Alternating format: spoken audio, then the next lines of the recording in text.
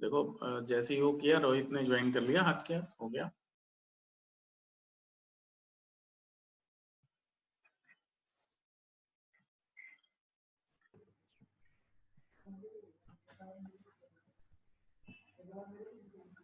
Zero 566। हाँ,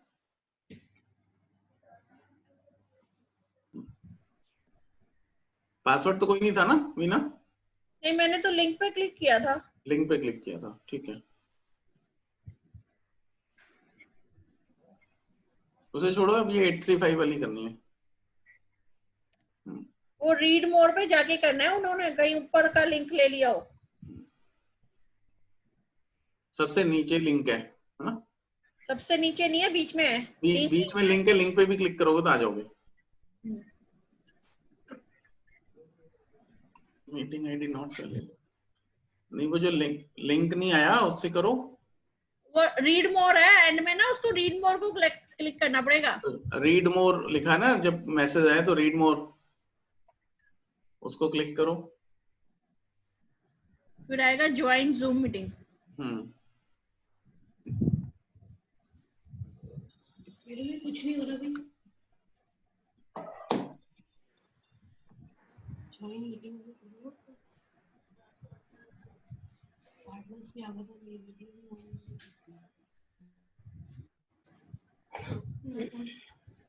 join meeting का link है ना?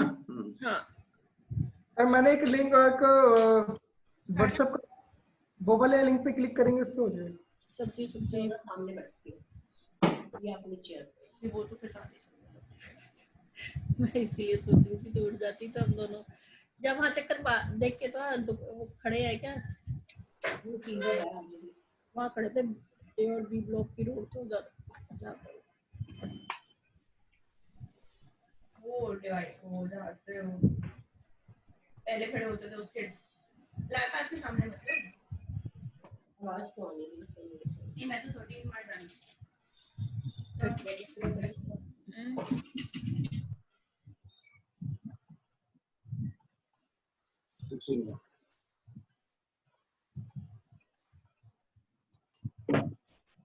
हाँ जी, शुरू करो।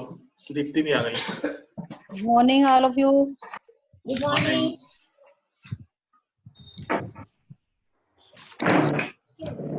कहाँ से करना था सर, लेवी वाला या वो वाला करना है 12 सेक्शन? नहीं, यही कर रहे हैं, ये वाला कर रहे हैं, पेज 106 प्रिंटेड वाला। 106 वैसे 124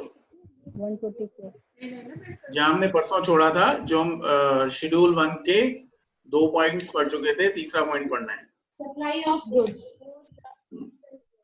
जिसमें कि शेड्यूल 1 वो है जिसमें कि विदाउट कंसिडरेशन भी वो सप्लाई मानी जाती है। जिसमें शेड्यूल 1 का पहला पॉइंट था कि परमानेंट ट्रांसफर और डिस्पोजल ऑफ बिजनेस एसेट्स, जिसके ऊपर इनपुट टैक्स क्रेडिट लिया है। ठीक है, ठीक है। दूसरा था जो प्रिंसिपल से जो वर्कर को, वो वाला था ना सर? नहीं, दूसरा था जो डिस्टिंक्ट पर्सन में या रिलेटेड पर्सन के बीच में ट्रांजैक्शन है विदाउट कंसेशन, और तीसरा प्रिंसिपल और एजेंट वाला। तो तीसरा दोबारा से पढ़ लो वीना। हाँ, कोई नहीं। Third point is supply of goods by a principal to his agent, where the agent undertakes to supply such goods on behalf of principal, or by an agent to his principal, where the agent undertakes to receive such goods on behalf of principal. तो इसमें supply of goods कब माना जाएगा? जबकि या तो principal agent को या एजेंट प्रिंसिपल को सामान भेज रहा है, गुड्स भेज रहा है, और एजेंट जो है वो जब रिसीव कर रहा है तो वो प्रिंसिपल के बिहाफ पे रिसीव कर रहा है, और जब भेज रहा है तो भी वो प्रिंसिपल के बिहाफ पे ही भेज रहा है। बाय एन एजेंट अभी बिना कंसिडरेशन के होगा ना? हाँ, जब प्रिंसिपल के बिहाफ की बात हो रही है तभी बिना कंसिडरेशन की बात हो रही है। इसमें मेन चीज है कि जब प्रिंसिपल एजेंट को सामान भेजता है तो वो एजेंट उसको आगे सप्लाई करता है, undertakes to supply such goods, वो आगे उनको सप्लाई करेगा। ठीक है ना? और जब एजेंट जो है जब वो प्रिंसिपल को भेज रहा है तब उसने वो रिसीव प्रिंसिपल के बिहाफ पे वो गुड्स रिसीव की थी, अब वो उनको प्रिंसिपल को भेज रहा है। ठीक है ना? The definition of the term agent and principal have to be understood contextually and have been reproduced below. Section 2, subsection 5 of the Act, agent means a person including a factor, broker, commission agent, RTR, Delcredier agent, and auctioneer or other mercantile agents by whatever name called, who carries on the business of supply or receipt of goods or service or both on behalf of another.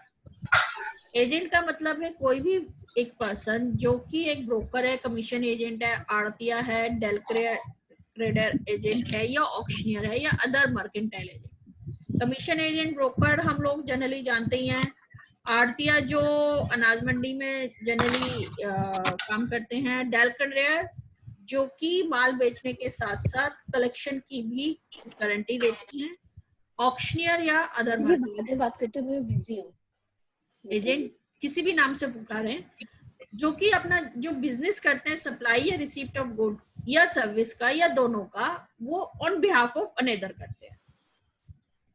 Section 2, subsection 88 of the Act, principal means a person on whose behalf an agent carries on the business of supply or receipt of good or service or both. Principal का मतलब है जिसके behalf पे एक agent business करता है supply या receipt of goods का या सर्विस का या दोनों। Now B point is where an agent receives goods directly from the principal, or if the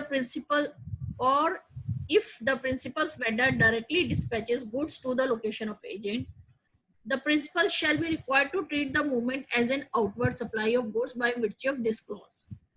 कहते हैं या तो वो एजेंट गुड्स रिसीव कर रहा है प्रिंसिपल से, या प्रिंसिपल का वेंडर जो है डायरेक्टली गुड्स एजेंट की लोकेशन पे भेज रहा है, तो ऐसी मूवमेंट ऑफ गुड्स को प्रिंसिपल को आउटवर्ड सप्लाई ट्रीट करना पड़ेगा इस क्लॉज की वजह से। If understood in its proper perspective, when an agent receives goods on behalf of the principal and thereafter issues the goods to the principal, the transaction will be regarded as a supply by the agent to the principal. और इसको अच्छे से समझें तो जबकि agent principal के behalf पे goods receive करता है और उसके बाद वो गुड्स वो प्रिंसिपल को भेज देता है, तो इस ट्रांजैक्शन को सप्लाई माना जाएगा by agent to the principal, क्योंकि जब उसके पास गुड्स आई तब प्रिंसिपल की सप्लाई मानी गई, तो अब वो एजेंट की सप्लाई मानी जाएगी।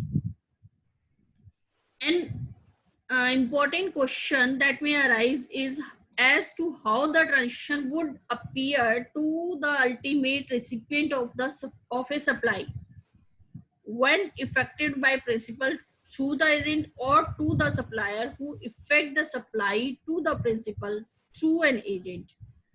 अब मेन क्वेश्चन ये आता है कि इस ट्रांजेक्शन को कैसे देखा जाएगा जब कि वो सप्लाई जो है, जो गुड्स जो है, वो अल्टीमेट रिसिपिएंट को दी जाएगी when effected by principal through the agent, जबकि वो सामान जो है वो बेचा गया है प्रिंसिपल के द्वारा बट एजेंट के थ्रू, या to the supplier who effect the supply to the principal through an agent, या उस सप्लायर ने, या इसका रिवर्स अगर हम देखें कि जो सामान प्रिंसिपल को जो गुड्स रिसीव हुई है थ्रू द एजेंट, सप्लायर ने जो भेजी है, मतलब या तो प्रिंसिपल ने सामान बेचा एजेंट के थ्रू, सामान बेचा एजेंट के थ्रू, या प्रिंसिपल ने सप्लाई रिसीव की एजेंट के through. An analysis of the transaction where the principal effect a supply through an agent is provided as follows. अब फर्स्ट पॉइंट को लिया इन्होंने where the principal effect a supply through an agent, तब उसके क्या क्या analysis होंगे। Basically अभी ये जो हम डिस्कस कर रहे हैं वो ये है कि जो अभी जो थर्ड पॉइंट है शेड्यूल 1 का, विदाउट कंसिडरेशन जब प्रिंसिपल एजेंट को माल भेज रहा है और प्रिंसिपल के बिहाफ पर आगे माल सेल करने की उसकी वो है, और या जब एजेंट वापस प्रिंसिपल को माल भेज रहा है जो कि माल उसने प्रिंसिपल के बिहाफ ही रिसीव किए थे, तो उस कंडीशन पर जब एजेंट डायरेक्टली रिसीव कर रहा है प्रिंसिपल से माल तब, या अगर प्रिंसिपल का वेंडर जहां से प्रिंसिपल ने खरीदा हो प्रिंसिपल की डायरेक्शन पे डायरेक्टली एजेंट को भेज दिया, तो वो जो मूवमेंट है गुड्स की प्रिंसिपल को आउटवर्ड सप्लाई ऑफ गुड्स माननी है शेड्यूल 1 के क्लॉज 3 के हिसाब से। सेम वे अगर एजेंट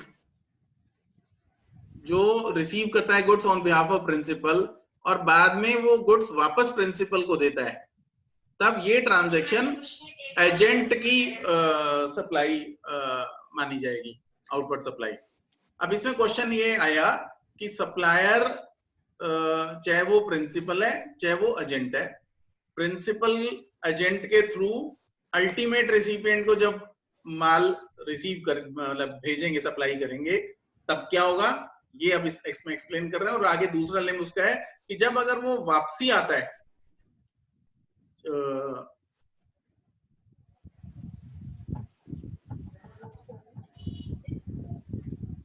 पहला था transaction appear to the ultimate recipient of a supply, जब सप्लाई किया प्रिंसिपल ने एजेंट के थ्रू रेसिपिएंट को तब उसका क्या होगा, या अगर एजेंट सप्लायर को वापस भेजता है प्रिंसिपल के बिहाफ पर जो लिया था प्रिंसिपल के थ्रू, प्रिंसिपल नहीं, जब सप्लायर को सप्लाई होती है प्रिंसिपल के द्वारा थ्रू एन एजेंट तब क्या होगा। तो पहली कंडीशन एक्सप्लेन कर रहे हैं कि क्या है।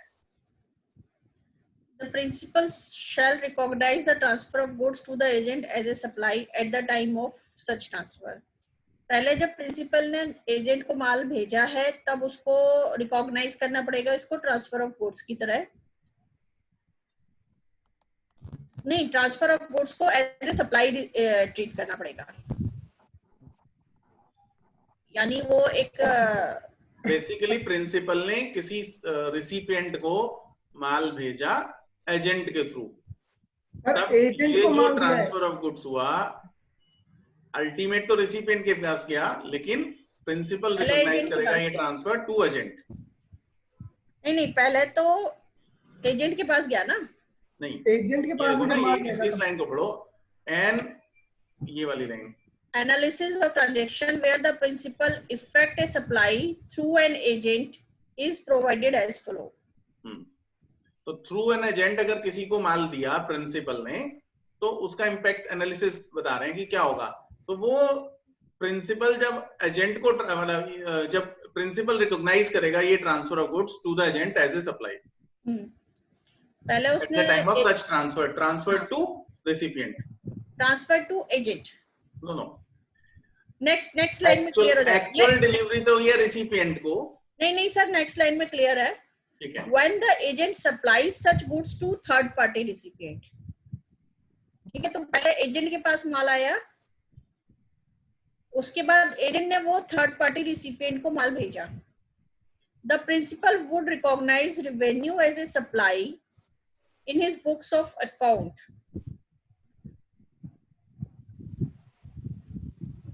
अच्छा चलो आगे पढ़ते हैं। ठीक है, तब प्रिंसिपल जो है इसको रेवेन्यू रिकॉग्नाइज करेगा as a supply sale in his books of accounts. The agent would however issue the invoice to the third party recipient in the name of principal while also incorporating the agent's own detail as supplier and discharge taxes on the supply.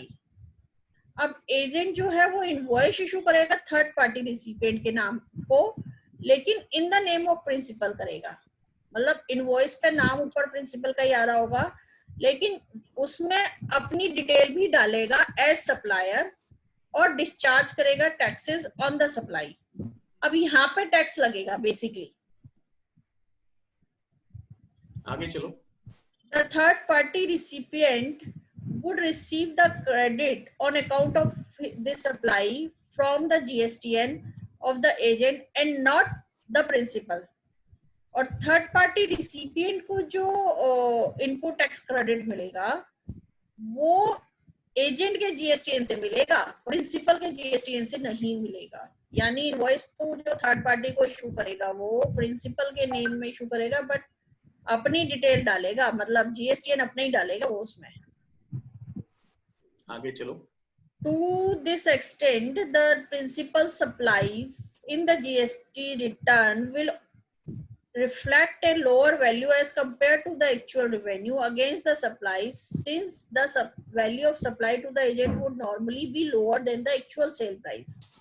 आगे चलो। और principal की GST return में, अच्छा मेरे को समझ में आ गई अब, the value of supplies in the GST return of the agent would be much higher than the actual revenue earned, which would be limited to the commission income. एक मिनट सर, एक मिनट, ये और पढ़ लो, ये और पढ़ लो, ये वाला। It is pertinent to note that the agent shall be required to issue an invoice to the principal on the for principal, the value of services provided by him to earn his commission income, but without GST, as the tax has already been levied on commission in the form of the selling price of the goods. अब क्या समझ आया nutshell में बताओ? नेटशेल में ये है कि पहले प्रिंसिपल ने जब एजेंट को माल भेजा 100 रुपए का, ठीक है, तो वो प्रिंसिपल जो है इनवॉइस इशू करेगा 100 रुपए का एजेंट के नाम में।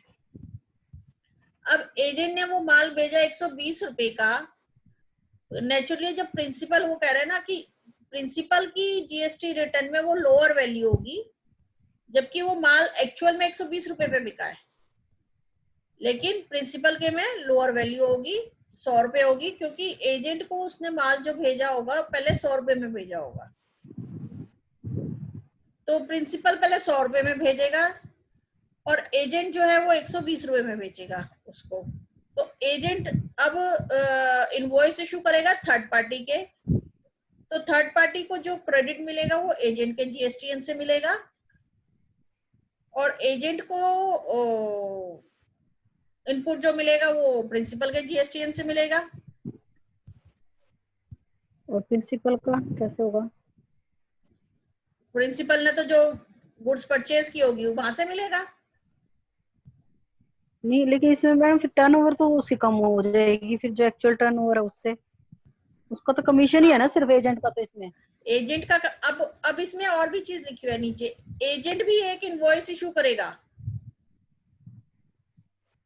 एजेंट इनवॉइस इशू करेगा अपने कमीशन का, लेकिन उसमें वो नहीं लगाएगा, वो जीएसटी नहीं लगाएगा।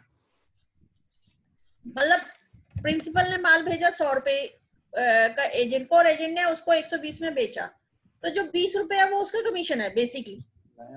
लेकिन क्योंकि 120 रुपए का इनवॉइस ऑलरेडी इशू हो चुका है और 20 रुपए पे ऑलरेडी टैक्स लग चुका है, तो इसलिए अब जो एजेंट जो 20 रुपए का इनवॉइस इशू करेगा प्रिंसिपल को, उसपे वो शुरू से समझते हैं। हाँ। वहां अब ये सी क्लॉज है, वो क्वेश्चन ही ये कर रहा है कि इंपॉर्टेंट क्वेश्चन क्या है जो अराइज होगा कि क्या उस ट्रांजैक्शन को कैसे ट्रीट करेंगे, अल्टीमेट जो सप्लाई है जो अल्टीमेट रिसिपिएंट को जाएगी और प्रिंसिपल ने एजेंट के थ्रू भेजी है, या जब उस सप्लायर को, जो सप्लायर ने सप्लाई इफेक्ट की प्रिंसिपल को थ्रू एन एजेंट, मतलब प्रिंसिपल ने रिसिपिएंट को माल भेजा थ्रू एन एजेंट, या दूसरी सिचुएशन जब रिसिपिएंट जो अल्टीमेटली वापस कर रहा है माल, सप्लाई कर रहा है to the principal through an agent वापसी।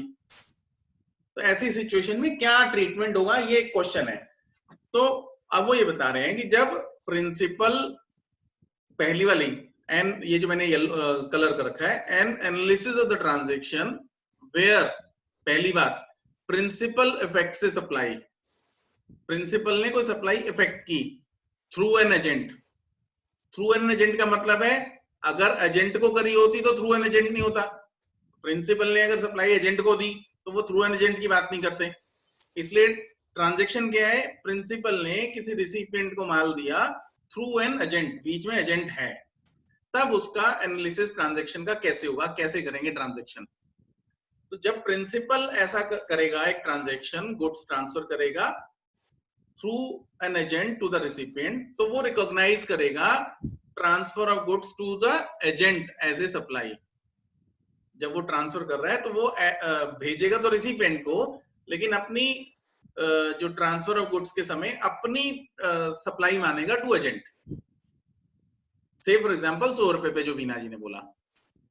अब जब एजेंट अल्टीमेटली वो सप्लाई कर रहा है थर्ड पार्टी रिसिपिएंट को, क्योंकि ट्रांजैक्शन थ्रू एन एजेंट है, तो थर्ड पार्टी रिसिपिएंट को एजेंट बिल करेगा और एजेंट अपनी रिकॉग्नाइज करेगा supply in his books of account. नहीं, इसमें लिखा था principal would recognise revenue as supply sale in his books of accounts.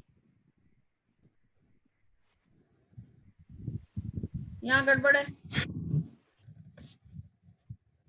अच्छा, ऑन बिहाफ ऑफ प्रिंसिपल है ना, तो ये जब प्रिंसिपल से एजेंट को जाएंगे तब भी सप्लाई मानी जाएगी, आउटवर्ड सप्लाई विदाउट कंसिडरेशन इस क्लॉज में।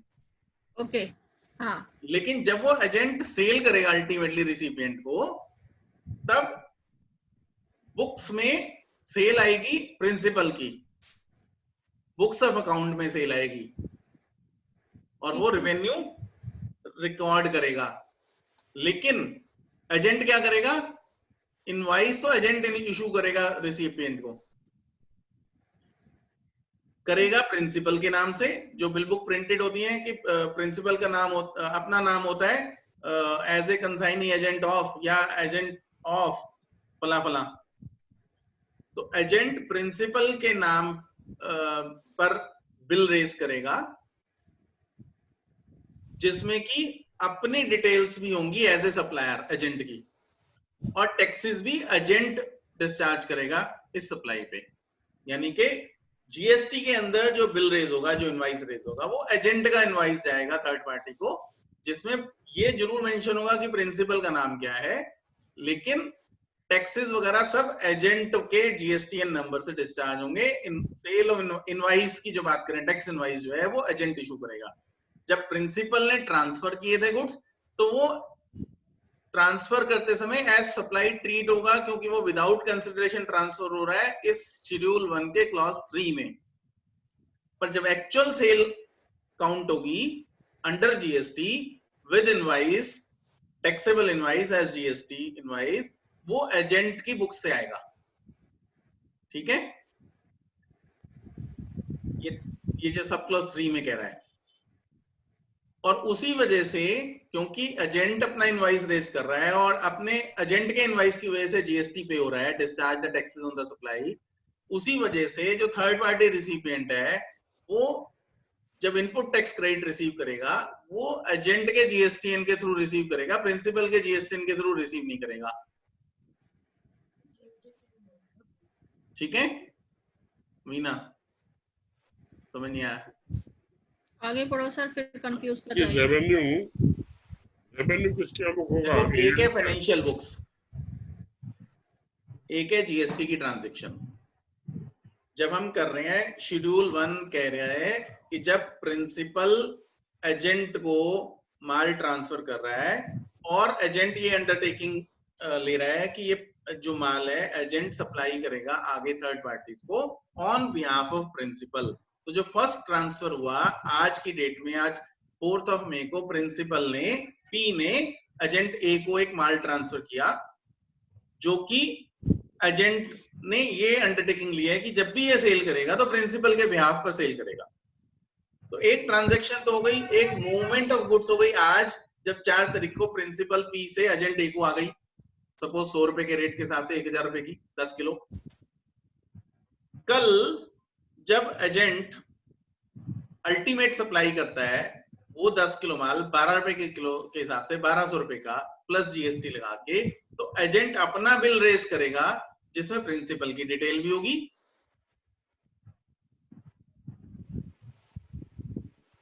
इन the name of principal issue करेगा, वो एजेंट बिल रेज करेगा on the name of principal. पहले भी वैट में होता था कंसाइनी सेल्स के केस में कि एजेंट का इनवॉइस है फॉर सेल्स टैक्स पर्पसेस भी, और अब जीएसटी पर्पसेस के लिए भी जो टर्नओवर काउंट होगी वो एजेंट की काउंट होगी, जीएसटी वाली टर्नओवर। वही अपना इनवॉइस रेज करेगा 120 रुपए के हिसाब से, और अपने जीएसटीएन को यूज करते हुए उस पे टैक्स लायबिलिटी पे करेगा 120 की, क्योंकि ट्रांजैक्शन कितने की, 120 रुपए की इस एग्जांपल में। जब प्रिंसिपल ने ट्रांसफर किए थे वो 100 रुपए पे ट्रांसफर किए थे। अगर principal directly agent third party customer को सी को बिल अगर रेज करेगा तो वो 100 रुपए की ट्रांजैक्शन का कर रहा है तो 100 रुपए पे टैक्स आया, जबकि ट्रांजैक्शन 120 रुपए की है अल्टीमेटली।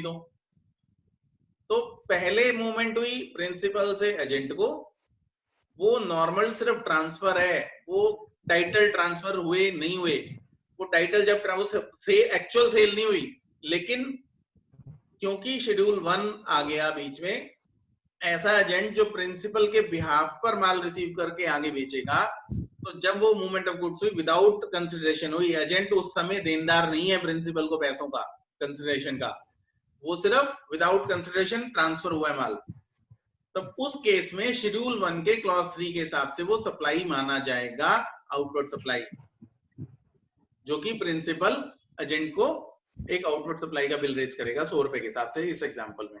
फिर जब एक्चुअल वो ट्रांसफर होगा, सेकंड मूवमेंट एजेंट से माल ट्रांसफर हुआ कस्टमर को, तो सेकंड मूवमेंट ऑफ गुड्स हुई, एक्चुअल सप्लाई तो ये हुई 120 रुपए के हिसाब से गई, तो एजेंट अपना टैक्स इनवॉइस काट के उसको देगा कस्टमर को 120 रुपए के हिसाब से, और उस पर 120 रुपए के हिसाब से टैक्स चार्ज करेगा और अपना जीएसटीएन नंबर यूज करेगा। और इसी वजह से जो कस्टमर है जीएसटीएन नंबर एजेंट का यूज करते हुए इनपुट टैक्स क्रेडिट भी लेगा।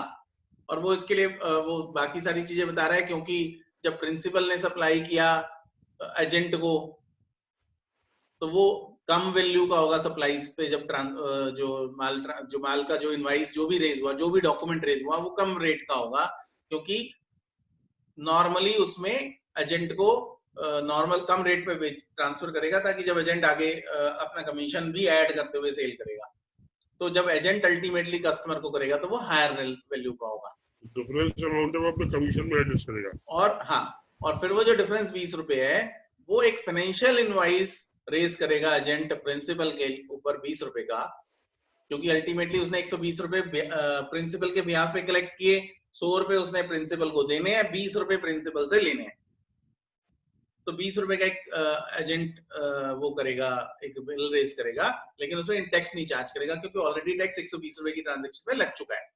ये जो एजेंट इनवॉइस करेगा कमीशन का, कमीशन नहीं, जो सप्लायर रिसिपिएंट को इनवॉइस जो किया, हाँ रिसिपिएंट को, तो सेम इनवॉइस उसके आप प्रिंसिपल की अभी रेवेन्यू काउंट होगी?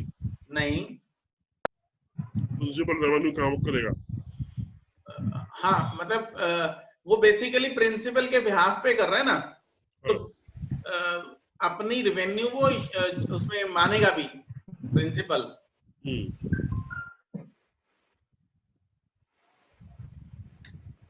Recipient in the name of principal, invoice to the third party in the name of principal। मेरे हिसाब से है क्या, सपोज करो एक प्रिंसिपल ने माल खरीदा 90 रुपए में, एक आइटम खरीदी, ठीक है, अब उसने 100 रुपए में वो जब भेजी एजेंट को पहले वो भेज दी उसने, उसके देखो बाद दो चीजें, एक मिनट यहाँ पे एक चीज ये समझो आप, अगर प्रिंसिपल एजेंट ना होता, या एजेंट प्रिंसिपल एजेंट की वो तो है कंडीशन तो है, लेकिन एजेंट प्रिंसिपल के बिहाफ पर माल नहीं बेच रहा, वो अपने बिहाफ पे माल बेच रहा है, अगर ऐसा होता तो उसमें क्या होता, जैसे ही प्रिंसिपल एजेंट को माल ट्रांसफर करता तो एक प्रिंसिपल टैक्स इनवॉइस रेज करता 100 रुपए पे, उसके बाद उसका बिके ना बिके खत्म कहानी, 100 रुपए का बेचे, 110 का बेचे, कम का बेचे, महंगा बेचे, खत्म कहानी, एजेंट तो है। लेकिन जब एजेंट प्रिंसिपल के बिहाफ पर माल बेचेगा तब वाली सिचुएशन है, तब उस केस में जब माल ट्रांसफर हुआ, फाइनेंशियल बुक्स में उसकी कोई सेल नहीं है प्रिंसिपल की, क्योंकि प्रिंसिपल का माल स्टॉकिस्ट के पास या एजेंट के पास पड़ा हुआ है ऑन बिहाफ ऑफ प्रिंसिपल। तो बुक्स ऑफ अकाउंट जब क्लोज करेंगे, स्टॉक इन हैंड में आएगा जितना भी माल एजेंट के पास पड़ा है, ठीक है, वो शो होगा stock in hand with agents place, clear.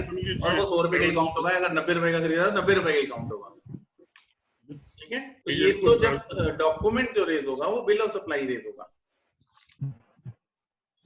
ठीक है। टैक्स इनवॉइस तो रेज नहीं करेगा ना, जीएसटी भी नहीं लगाएगा। लगाएगा कि नहीं, जीएसटी लगाएगा? नहीं, एजेंट तो नहीं लगाएगा जब वो इनवॉइस रेज करेगा।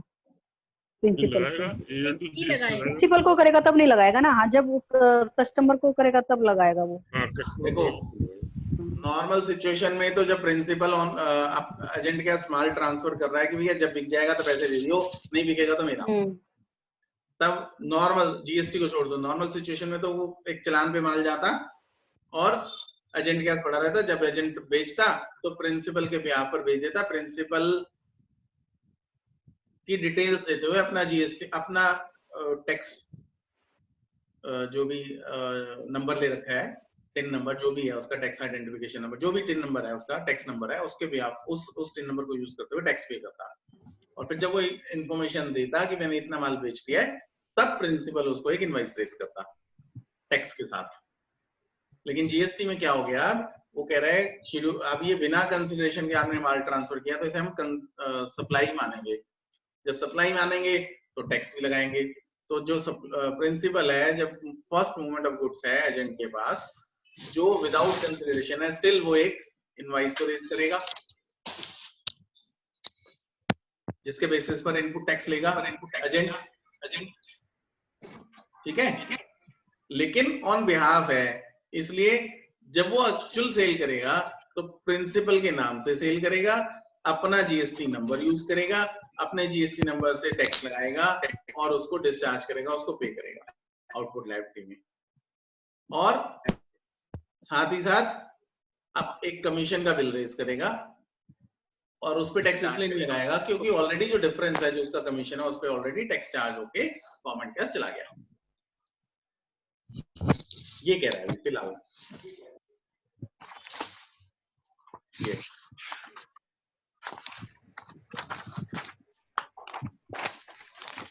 नहीं समझ आया, होल्ड करते हैं, आगे चलते हैं।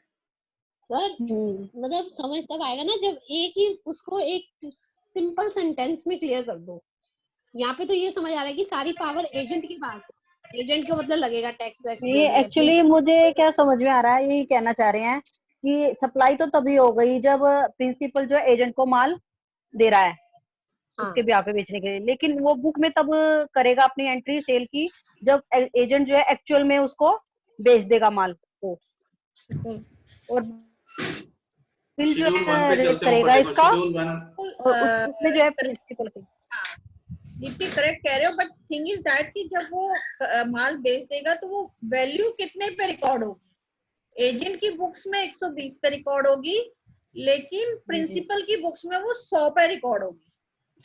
लेकिन मैडम वो बाद में एक और इरेज कर, उसको रेज भी तो करेगा ना कमीशन का भी तो एक, और वो फाइनेंशियल होगा, वो जीएसटी विदाउट जीएसटी होगा।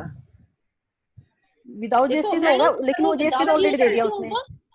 तो एक ना हम नॉर्मल सी चीज सोचते हैं, एक बंदे ने 70 रुपए में कोई एक पार्ट खरीदा, ठीक है, एक सामान खरीदा और उसने उसको 120 रुपए में एजेंट के थ्रू बेचा, 20 रुपए एजेंट का कमीशन है, तो अब उसका इनकम कितनी होगी? 30 रुपए, ठीक है ना। 70 रुपए में खरीद के अगर 120 रुपए में बेचता है वो और 20 रुपए एजेंट को कमीशन देता है, तो उसकी नेट इनकम जो है वो 30 रुपीज बुक होनी चाहिए।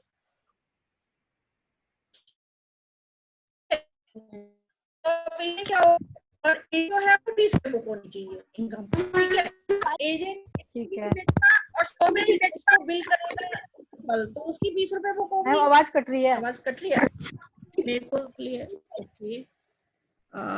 अब आ रही है? ठीक आ रही है, हाँ अब आ रही है, अब आ रही है, ठीक है। तो एजेंट की 20 रुपए इनकम बुक होनी है और प्रिंसिपल की 30 रुपए बुक होनी है, ठीक है। तो एजेंट ने 120 में माल बेचा, 100 रुपए में उसको प्रिंसिपल ने इनवॉइस कर दिया, तो उसकी 20 रुपए इनकम बुक हो गई, 100 रुपए कॉस्ट हो गई, 120 में बेच दिया है। अब प्रिंसिपल ने 100 रुपए इनवॉइस इशू कर दिया और 70 रुपए में खरीदा था, तो प्रिंसिपल की 30 रुपए इनकम बुक होनी थी, वो हो गई। अब जो 20 रुपीज का वो जो उसको करेगा, that was just a financial entry, not the sale और परचेज, ठीक है। अगर वो उसको और फिर उसको फिर से करता है तो फिर ये होना चाहिए को उसको 120 में इशू करना चाहिए। मैम वैसे इसमें ना नीचे सर्कुलर दे रखा है, इससे शायद क्लैरिफाई हो जाएगा ये चीज हमें। अच्छा हाँ, लेकिन अगर प्रिंसिपल 120 नीचे पढ़ते हैं हम इसमें और 20 रुपए का कॉस्ट बुक कर लेता है, तब भी 100 रुपए इनकम बुक हो जाएगी उसकी। नीचे मैम फर्दर स्टडी करते हैं, इसमें थोड़ा सा नीचे दिया हुआ है इसमें थोड़ा सा। ओके, कहाँ पे थे हम? 7 है ना, स्टैट्यूटरी अपडेट से। स्टैट्यूटरी अपडेट से क्या पेज नंबर था दीप्ति? ये 126 सर, ऊपर कंप्यूटर में 108। ठीक है, देखो आगे पढ़ते हैं। बेसिकली क्या है हमारी, जब हम बात कर रहे हैं ऑन प्रिंसिपल, एजेंट जो है जब भी सेल करेगा ऑन बिहाफ ऑफ प्रिंसिपल करेगा। तो जब प्रिंसिपल ने सप्लाई की एजेंट को माल, तब तक कोई सेल तो हुई नहीं प्रैक्टिकली, क्योंकि जब एक्चुअल बिकेगा तो एजेंट के यहाँ से बिकेगा। मान लो एक एग्जांपल ले लेते हैं, चांदनी चौक से एक कोई कंसाइनर है जो प्रिंसिपल है, उसने गुड़गांव में एजेंट अपॉइंट किया। थोड़ा सा वेग एग्जांपल हो सकता है, मैं डिफरेंट स्टेट ले रहा हूँ, क्योंकि डिफरेंट स्टेट में तो इनवाइस के थ्रू ही जाएगा माल। लेकिन मान लो एक एजेंट गुड़गांव में है और प्रिंसिपल चांदनी चौक में है।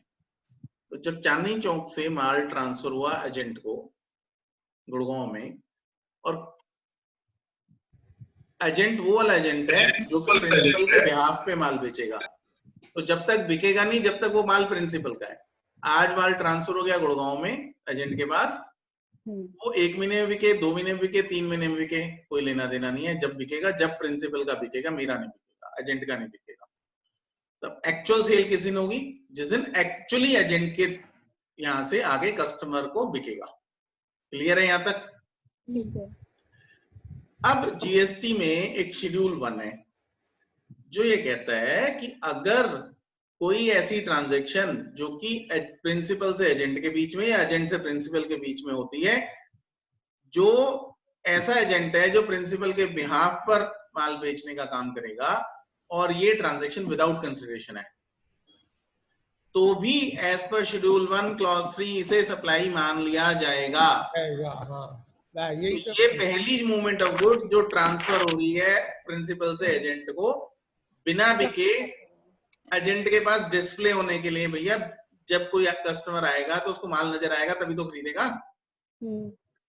तो इस वजह से वो ट्रांसफर हुआ। तो शेड्यूल 1 क्लॉज 3 के डीमिंग फिक्शन में जाकर ये ट्रांजैक्शन भी, ये वाली मूवमेंट भी सप्लाई कहलाएगी। और जब ये मूवमेंट सप्लाई कहलाएगी तो प्रिंसिपल जब एजेंट को माल ट्रांसफर करेगा तो उसके लिए इनवॉइस भी रेज करेगा और उस पर टैक्स भी लगाएगा अंडर जीएसटी डीमिंग सप्लाई वाले फिक्शन में। ठीक है। और जब एजेंट माल बेचेगा अल्टीमेटली टू द कस्टमर, क्योंकि वो ऑन बिहाफ ऑफ प्रिंसिपल बेच रहा है, तो वो प्रिंसिपल के नाम का बिल देगा जिसमें उसका खुद का डिटेल भी होगा, एजेंट का, उसका जीएसटी नंबर भी होगा, और उसी जीएसटी में वो चार्ज करेगा। क्योंकि अब चांदनी चौक मतलब दिल्ली और गुड़गांव मतलब हरियाणा, माल किसी कस्टमर ने लिया हरियाणा से, वो चांदनी चौक से अगर बिल रेज करेगा तो प्लेस ऑफ सप्लाई का, और वो इंटर स्टेट और इंट्रा स्टेट का चक्कर पड़ेगा। और पहले भी ऐसे ही होता था स्टेट लॉज में, स्टेट टैक्स लॉज में, कि ऐसे केसेस में एक्चुअल बिल इशू करता था कस्टमर के लिए तो एजेंट ही, लेकिन उस बिल पर लिखा होता था कि प्रिंसिपल कौन है, एजेंट कौन है, उसकी पूरी डिटेल है। और उसका टैक्स का जो स्टैट्यूट, जो भी सेल टैक्स लगता था, तब भी वो सेल टैक्स नंबर एजेंट का यूज होता था। और आज जीएसटी में भी sale tax number agent, GST number agent का यूज होगा for commercial transaction from agent to customer. तो इसी वजह से एजेंट अपना बिल रेज करेगा, लेकिन प्रिंसिपल के बिहाफ पर है, इसलिए प्रिंसिपल का बिल होगा, दोनों की डिटेल होगी, जीएसटी नंबर अपना यूज करते हुए कस्टमर को बिल देगा। कस्टमर एजेंट के जीएसटी नंबर की वजह से इनपुट टैक्स लेगा और एजेंट अपने जीएसटी नंबर पे आउटपुट टैक्स पे करेगा। और जब, क्योंकि अब माल की रिटर्निंग तो होनी नहीं है, प्रिंसिपल से पी से एजेंट को गया, एजेंट से कस्टमर सी को चला गया, माल की मूवमेंट तो ये हो गई। जीएसटी की ट्रांजैक्शन के लिए प्रिंसिपल से एजेंट को इनवॉइस रेज हो गया विद जीएसटी, एजेंट से कस्टमर को बिल रेज हो गया, जीएसटीएन नंबर एजेंट का यूज करते हुए विद जीएसटी, और कस्टमर कंज्यूम कर रहा है। लेकिन क्योंकि माल ऑन बिहाफ ऑफ प्रिंसिपल था, तो एजेंट और प्रिंसिपल के बीच में होगा कि जी बेचा प्रिंसिपल, एजेंट ने प्रिंसिपल के बिहाफ पर, हमारे एग्जांपल में 100 रुपए से ट्रांसफर हुआ था एजेंट को, अब एजेंट ने 120 रुपए का बेचा, 20 रुपए उसका कमीशन है, तो अल्टीमेटली किसी डॉक्यूमेंट से तो एजेंट अपना कमीशन उससे प्रिंसिपल से लेगा, इसलिए एक कमीशन का इनवॉइस रेज करेगा। लेकिन क्योंकि ये ऑलरेडी इस पे ऑन बिहाफ ऑफ प्रिंसिपल बेचा था, मेरी अपनी सेल तो नहीं थी, मेरा तो सिर्फ कमीशन है, लेकिन मैंने गवर्नमेंट के लिए 120 रुपए के हिसाब से जीएसटी चार्ज करके गवर्नमेंट के खाते में जमा हो गया, तो बिना जीएसटी नंबर, बिना जीएसटी के कमीशन का बिल रेज करेंगे। क्लियर है, अभी भी डाउट है? जो अल्टीमेट कस्टमर है खरीदा 100 रुपए में, बेचा 120 में, इनपुट 100 पे, आउटपुट 120 में। हाँ, इनपुट 100 रुपए के हिसाब से एजेंट के लिए और आउटपुट 120 रुपए के हिसाब से। और प्रिंसिपल के लिए भी जीएसटी की सेल 100 रुपए की, फाइनेंशियल बुक्स में सेल 120 रुपए की और 20 रुपए का कमीशन। सर जो अल्टीमेट कस्टमर होगा वो पेमेंट प्रिंसिपल के अकाउंट में करेगा, एजेंट के अकाउंट में? कहीं भी करे उससे कोई फर्क नहीं पड़ रहा।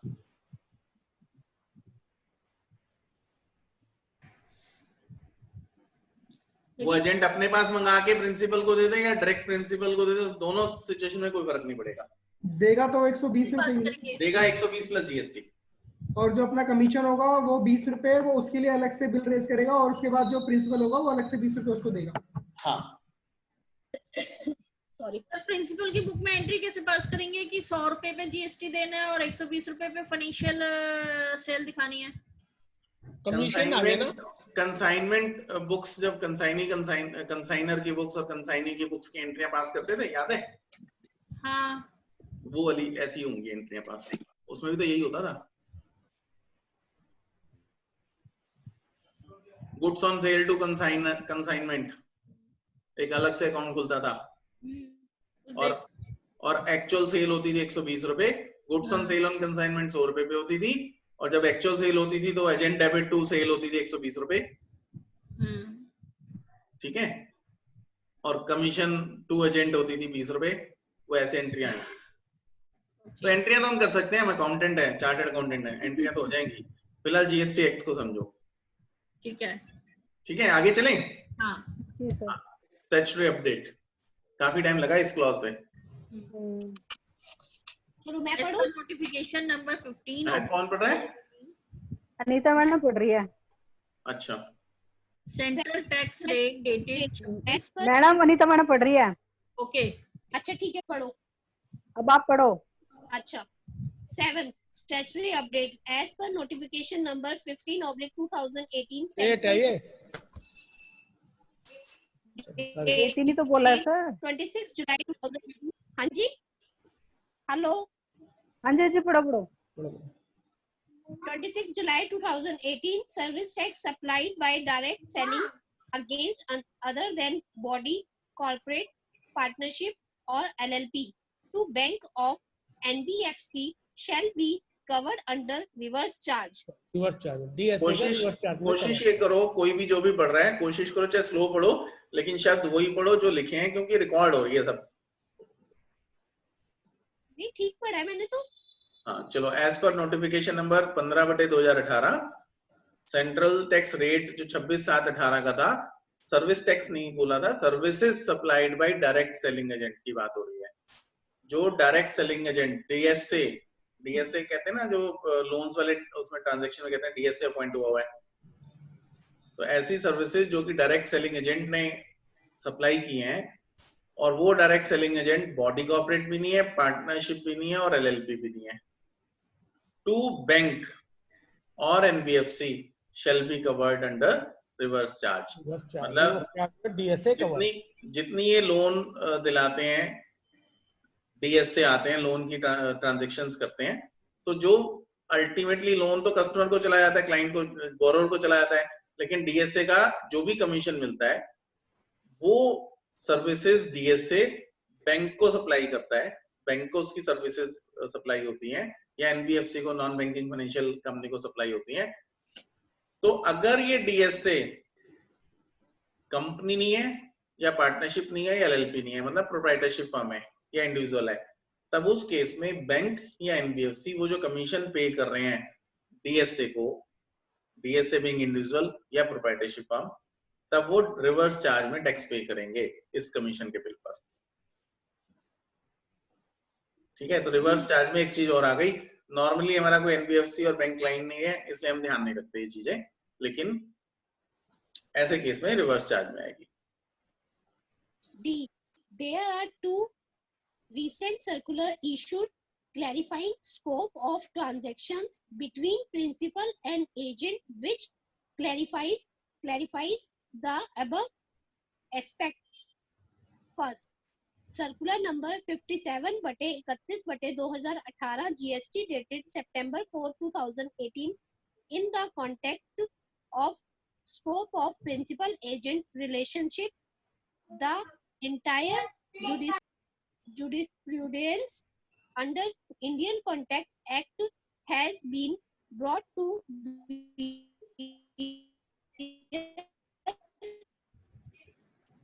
in GST by making as thus the key ingredient for determining relationship under GST would be whether the invoice for the further supply of goods on behalf of the principal is being issued by the agent or not, where the invoice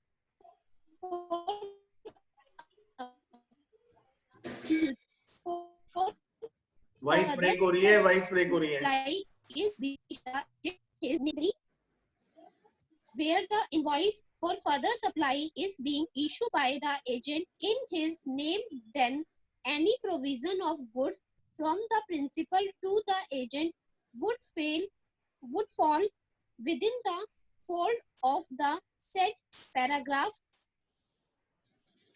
कह रहे हैं जी की ingredient जो है determine करने के लिए GST की रिलेशनशिप का, वो ये है कि क्या इनवाइस जो फर्दर सप्लाई ऑफ गुड्स है प्रिंसिपल के बिहाफ पर, जो उसने अल्टीमेटली कस्टमर को जो फर्दर सप्लाई हुई, उसका इनवाइस एजेंट इशू कर रहा है या नहीं कर रहा।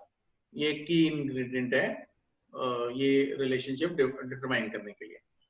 जहां where the invoice for further supply is being issued by the agent, अगर इनवाइस एजेंट अपने नाम में इशू कर रहा है, तब provision of goods from the principal to the agent would fall within the fold of the said paragraph. However, it may be noted that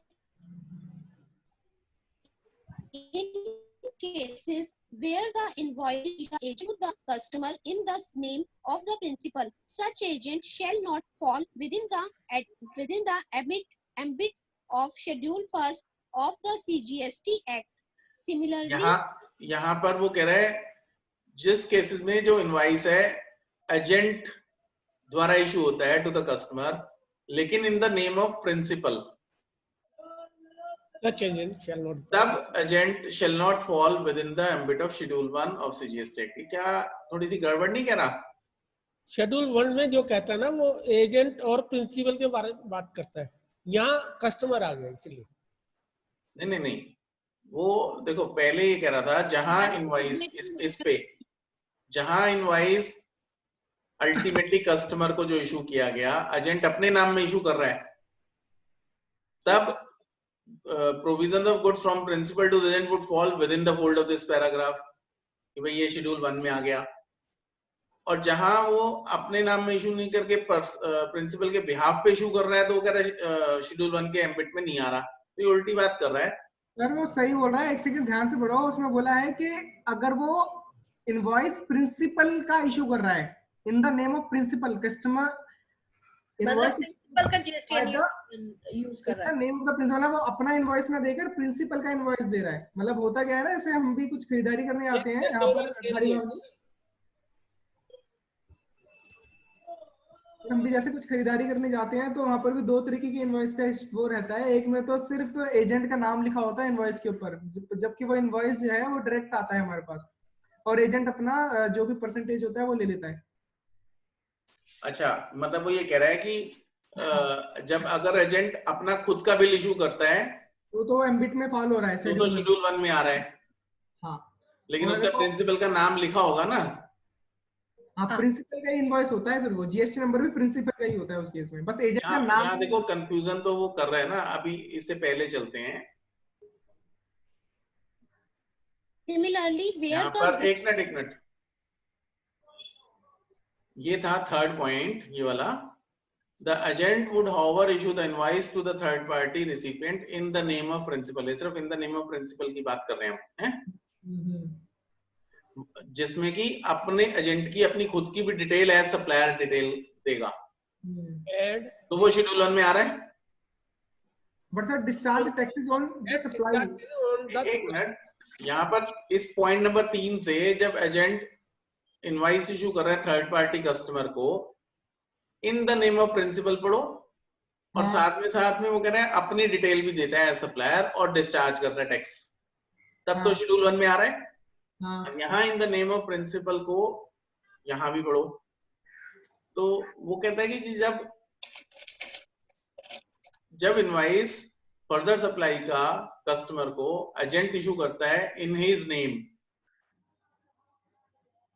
और दूसरा कह रहा है हाउएवर, जहां इनवॉइस इशू करता है एजेंट कस्टमर को in the name of principal, तो in the name of principal तो शेड्यूल 1 में आ रहा था ना। सर वो लिखने में उससे गड़बड़ हुई है, बट वो कहना वही चाह रहा है। बिल्कुल सर, कहना वही चाह रहा है कि अगर in the name of principal देता है तो नहीं फॉलो, तो शेड्यूल 1 में आ रहा है, और अगर अपने नाम से देता तो शेड्यूल 1 में नहीं आएगा। प्रिंसिपल कि अगर प्रिंसिपल के जीएसटीएन पे इशू करता है तो शेड्यूल 1 में नहीं आएगा, और अगर अपने जीएसटीएन पे इशू करता है तो शेड्यूल 1 में आएगा। अपने जीएसटीएन पे इशू करता है तब तो शेड्यूल 1 में नहीं है, अपने जीएसटीएन में इशू करता है तो शेड्यूल 1 में आएगा। अच्छा, और नहीं करता प्रिंसिपल के जीएसटी नंबर पे इशू करता है तो नहीं आएगा, तब नहीं आएगा, तब नहीं आएगा। डायरेक्ट क्लियर अंडरस्टैंडिंग तो यही है, हालांकि एक यहाँ पर कुछ गड़बड़ कर रहा है। लिखने में इससे गड़बड़ हुई है। पढ़ो आगे। Similarly, where the goods being procured by the agent on behalf of the principal are invoiced in the name of the agent, then further provision of the said goods by the agent to the principal would be covered by the said paragraph. In other words, the circular crucial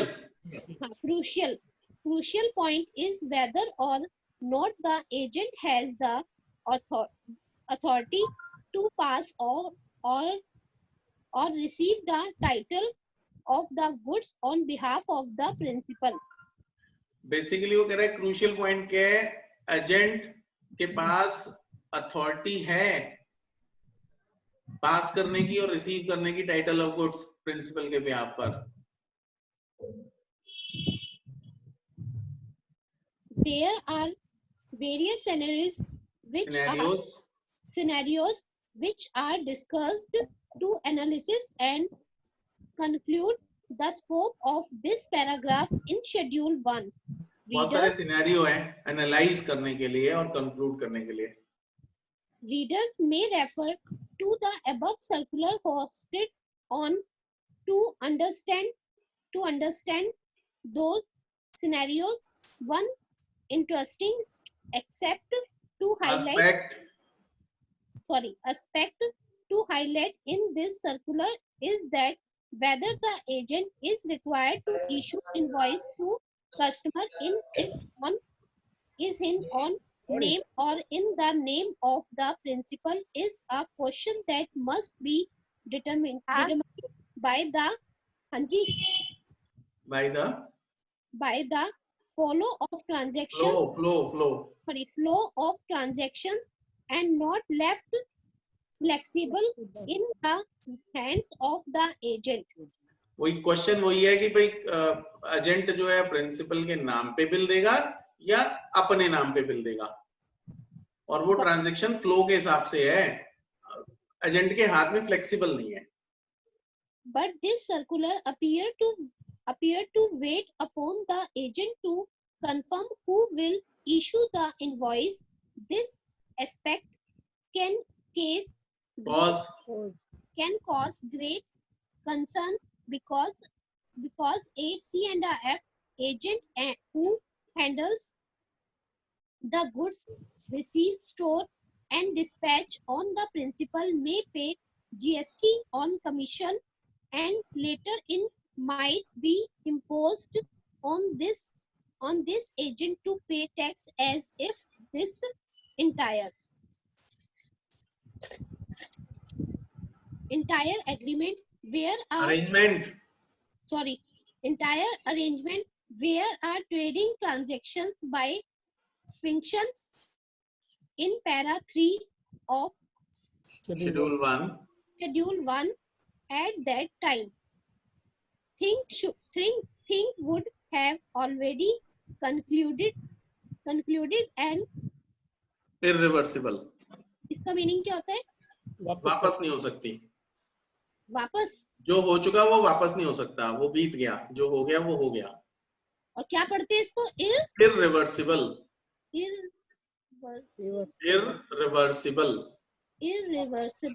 ठीक है, irreversible। तो कह रहे हैं जी जो C&F agent है वो एक क्या करता है, वो हैंडल करता है गुड्स को, क्या करता है, रिसीव करता है, स्टोर करता है और डिस्पैच करता है on the principal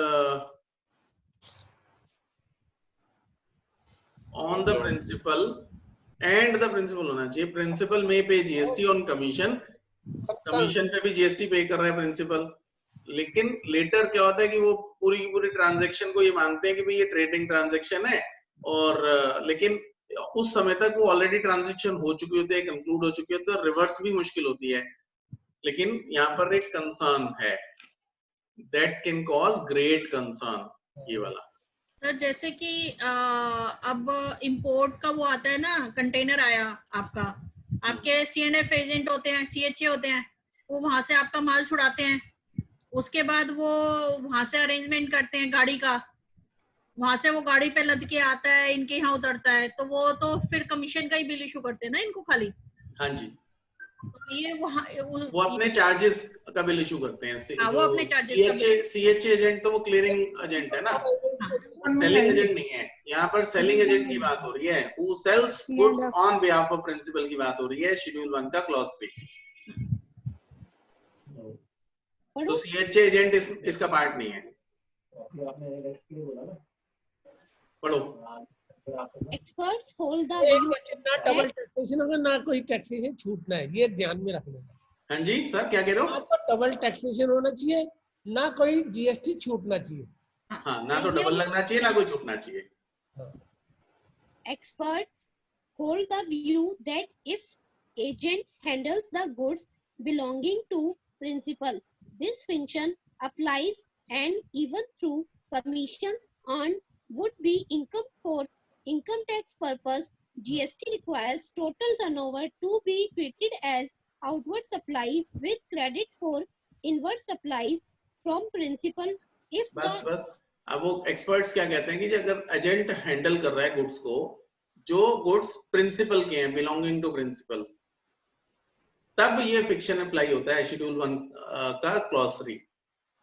और कमीशन जो अर्न कर रहे हैं, जो एजेंट को कमीशन मिल रहा है, वो इनकम टैक्स पर्पसेस के लिए इनकम है, लेकिन जीएसटी में तो टोटल टर्नओवर है, वो आउटवर्ड सप्लाई मानी जानी चाहिए, और उसका जो क्रेडिट है इनवर्ड सप्लाई इसका प्रिंसिपल से आना चाहिए। If the agent does not handle the goods but merely introduced by an seller, this function would not apply. ऐसा एजेंट जो जिसके पास गुड्स की कोई ट्रांजैक्शन नहीं है, गुड्स नहीं हैंडल कर रहा, बस वो सिर्फ बायर और सेलर को मिलवा रहा है, तब वो ये वाले फिक्शन में नहीं आ रहा, तब वो शेड्यूल 1 के क्लॉज 3 में नहीं आ रहा, क्योंकि वो एजेंट प्रिंसिपल के बिहाफ पर माल नहीं बेच रहा।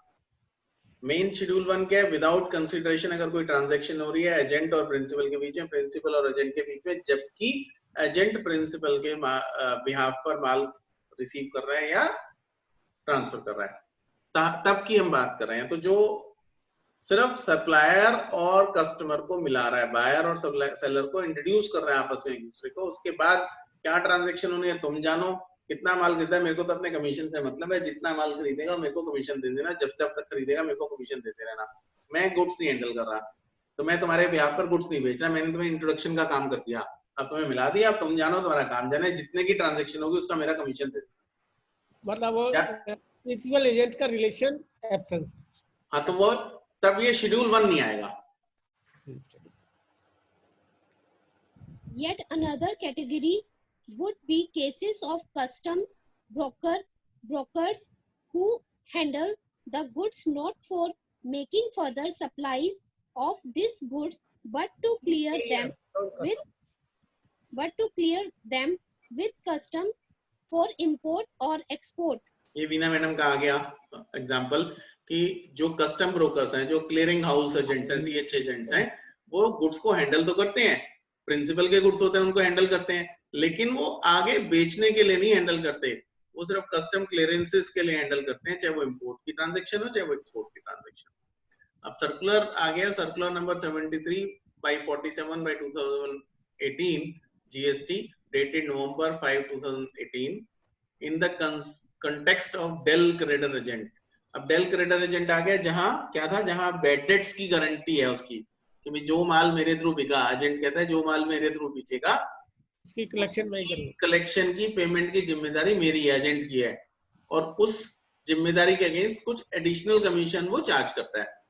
नॉर्मल से उसका कमीशन का रेट नॉर्मल से ज्यादा होता है, क्योंकि वो अभी जो डेटर्स उधार जो माल बिकता है उसकी कलेक्शन की जिम्मेदारी भी अपने ऊपर लेता है, गारंटी देता है। अगर बैड डेट्स होगा तो एजेंट अपने आप भुगतेगा, प्रिंसिपल को तो पूरे पैसे देने हैं। इशू क्या था उसमें, whether a DCA direct commission agent del creditor agent DCA del creditor agent falls under the ambit of agent under para 3 of schedule 1 of the CGST Act। वो कह रहा है क्या डेल क्रेडिटर एजेंट जो है शेड्यूल 1 के para 3 में आता है, फॉल करता है? एज क्लैरिफिकेशन है, as already clarified by its circular number 57/31/2018 GST 4th September 2018, whether or not the del creditor agent will fall under the ambit of agent under para 3 of schedule 1 of CGST Act depends on the following possible scenarios। जो नीचे scenario दिए हैं, different scenarios, possible scenarios जो हैं, तब वो इसमें fall करेगा। क्या? For supply of goods is issued by the supplier to the customer either himself or through del creditor agent, the del creditor agent does not fall under the ambit of agent। for supply of goods, क्या जी, invoice for supply of goods की बात कर रहा है।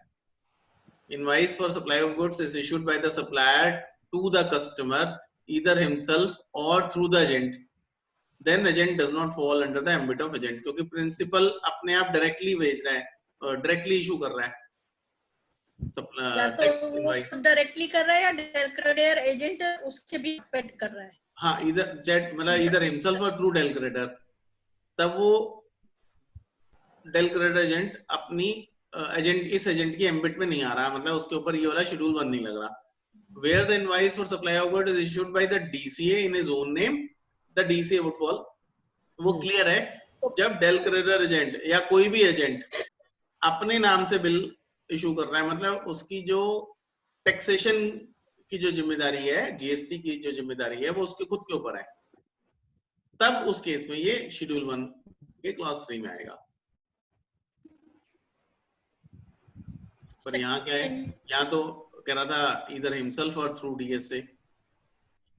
हाँ, मतलब नीचे वाले केस में ना, ठीक है, एक मिनट, ये वाला केस वो क्लियर है कि जब जो प्रिंसिपल है अगर डायरेक्ट अपना बिल दे रहा है कस्टमर को, तब तो कोई दिक्कत है ही नहीं, माल भले एजेंट के थ्रू बिका, या जो एजेंट के डायरेक्ट भेजा तो डेल क्रेडिटर की जरूरत नहीं पड़ी, या पड़ी हुई तो ना के बराबर, इसलिए वो एजेंट नहीं है। नीचे आ गया, where the invoice for the supply of goods is issued by the DCA. Del creditor agent अगर अपने नाम से बिल इशू कर रहा है और अपना टैक्स जीएसटी अपना यूज करके टैक्स की लायबिलिटी डिस्चार्ज कर रहा है, तब वो शेड्यूल 1 के क्लॉज 3 में आएगा, अदरवाइज नहीं। ठीक है। अगर डेल क्रेडिटर एजेंट भले ही प्रिंसिपल का बिल इशू कर रहा है लेकिन उसका अपना कुछ नहीं है, जीएसटी नंबर यूज हो रहा है प्रिंसिपल का, तब वो इसकी एम्बिट में नहीं है। मेन डिस्टिंक्शन आ गई शेड्यूल 1 क्लॉज 3 जो एजेंट वाले कहानी आएगी, जब invoice issued by the agent अपने जीएसटी नंबर को यूज करके इशू कर रहा है, तब वो शेड्यूल 1 के क्लॉज 3 में आएगा। कौन सी ट्रांजैक्शन पर? उस ट्रांजैक्शन पर जो मूवमेंट ऑफ गुड्स है प्रिंसिपल से एजेंट के लिए, सिर्फ उसी मूवमेंट की बात हो रही है, या एजेंट से प्रिंसिपल को जब मूवमेंट हो रही है।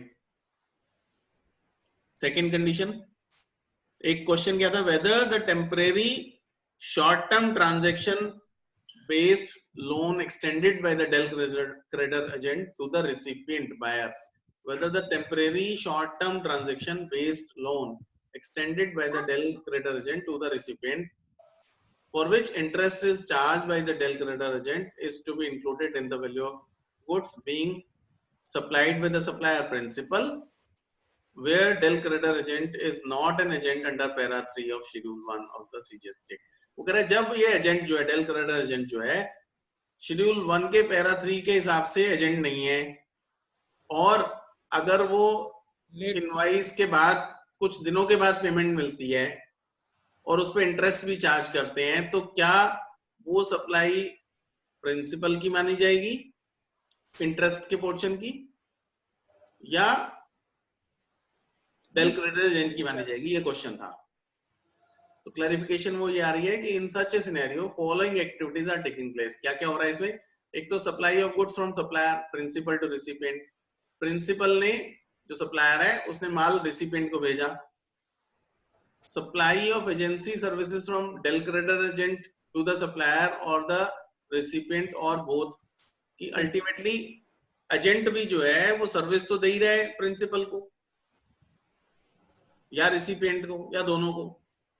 Supply of extension of loan services by the DCA to the recipient. अब डेल क्रेडिटर एजेंट जो है अपने डेटर्स की कलेक्शन करने की जिम्मेदारी डेल क्रेडिटर एजेंट की है, तो जो लोन की सर्विसेज है, जो उधार माल जो दे रहा है, वो डेल क्रेडिटर एजेंट दे रहा है क्योंकि गारंटी उसकी है ना। प्रिंसिपल को तो कोई मतलब नहीं, चाहे वो तू लोन दे के, चाहे वो उधार दे के माल बेच, चाहे कैश पे माल बेचे। तो ये एक एक्सटेंशन ऑफ जो उधार दिया वो भी डेल क्रेडिटर एजेंट की सर्विसेज हैं रेसिपिएंट को। It is clarified that in cases where the del creditor agent is not an agent under para 3 of schedule 1 of CGST act, the temporary short term transaction based loan being provided by direct del creditor agent to the buyer is a supply of service by the del creditor agent to the recipient on principal to principal basis and is an independent supply।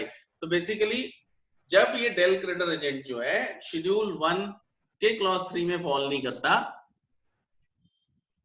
का मतलब ये हुआ कि जब अपने GST number को use करते हुए बिल नहीं इशू कर रहा कस्टमर को और उधार दे रहा है, तो उधार देने का जो इंटरेस्ट चार्ज किया उसने, वो इंटरेस्ट जो चार्ज किया वो प्रिंसिपल टू प्रिंसिपल बेसिस है, मतलब डेल क्रेडिटर एजेंट और कस्टमर के बीच की ट्रांजैक्शन है, उसको सप्लाई प्रिंसिपल से कोई लेना देना नहीं है। The interest being charged by the del creditor agent would not form part of the value of supply of goods supplied to the buyer by the supplier. Principal की supply का वो part नहीं माना जाएगा interest. It may be noted that the vide notification number 12/2017 central tax rate 28 June 2017 serial number 27 services by way of extending deposits loans और advances in so far as the consideration is represented by way of interest और discount other than interest involved in credit card services has been exempted। नहीं, वो कह रहा है credit card services को छोड़ के अगर कोई जो लोन या कोई डिपॉजिट या कोई एडवांस वो अलग बिजनेस का है, तो या कोई डिस्काउंट है, इंटरेस्ट और डिस्काउंट है, तो वो एग्जेम्प्ट हो गया इंटरेस्ट चार्ज। जीएसटी में इंटरेस्ट ऑन लोन तो बिल्कुल एग्जेम्प्टेड है, उसी पॉइंट की बात कर रहे हैं। तीसरी सिचुएशन क्या है? Where DCA del creditor agent is an agent under para 3 अभी पहले वाली सिचुएशन थी कि वो शेड्यूल 1 के पैरा 3 में फॉल नहीं करता एजेंट, कंडीशन वो शेड्यूल 1 में नहीं फॉल होती। अब कह रहा है शेड्यूल 1 का पार्ट है वो, अगर del credit agent is an agent under para 3 of schedule 1 of the CGST act and makes payment to the principal on behalf of the buyer. कौन सा वाला?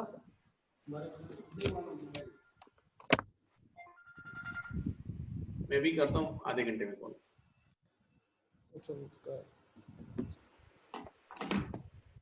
तब क्या होगा? And makes payment to the principal on behalf of the buyer and charges interest to the buyer for delayed payment along with the value of goods being supplied. तो कहता है जी अब उधार तो उसने दिया, आगे माल तो बेचा, पर डेल क्रेडिटर एजेंट है, प्रिंसिपल को तो उसने पैसे दे दिए लेकिन कस्टमर से बाद में लिए और इंटरेस्ट चार्ज किया। तब क्या वो interest will form part of the value of supply of goods or also or not, principal की सप्लाई का पार्ट होगा कि नहीं होगा? तो वो कह रहा है in such a scenario following activities are taking place. ऐसी कौन कौन सी एक्टिविटी टेक प्लेस हुई? Number 1, supply of goods by supplier principal to the del creditor agent. एक तो मूवमेंट हुई supply of goods by principal to agent. दूसरी हुई supply of goods by the agent to the recipient. तीसरी हुई supply of agency services by agent to the supplier of recipient, और वो जो एजेंसी सर्विसेज एजेंट की services हैं जो उसने सप्लायर प्रिंसिपल को दी या रिसिपिएंट को दी या दोनों को दी। और चौथी सर्विसेज क्या है? जो उधार माल दिया डेल क्रेडिटर एजेंट ने रिसिपिएंट को। It is clarified that in cases where the DCA is an agent under para 3 of schedule 1 of the CGST Act, the temporary short-term transaction-based credit being provided by DCA to the buyer no longer retains its character of an independent supply and is subsumed in the supply of the goods by the DCA to the recipient। तो वो कह रहा है अगर schedule 1 के clause 3 में fall करता है तो जो ये चौथी सर्विस है जो उसने उधार दिया माल रेसिपिएंट को, तो वो इंडिपेंडेंट सप्लाई नहीं है। उसका जो शॉर्ट टर्म ट्रांजैक्शन, जो temporary short term transaction based credit provided by DCA to the buyer no longer retain its character, उसका कैरेक्टरशिप जो है इंडिपेंडेंट सप्लाई का नहीं रहता, और वो मेन सप्लाई जो डेल क्रेडिटर एजेंट ने रिसिपिएंट को दी उसी का पार्ट है। It is emphasized that the activity of the extension of credit by the DCA to the recipient would not be considered as a separate supply as it is in the context of supply of goods paid by the DCA to the recipient।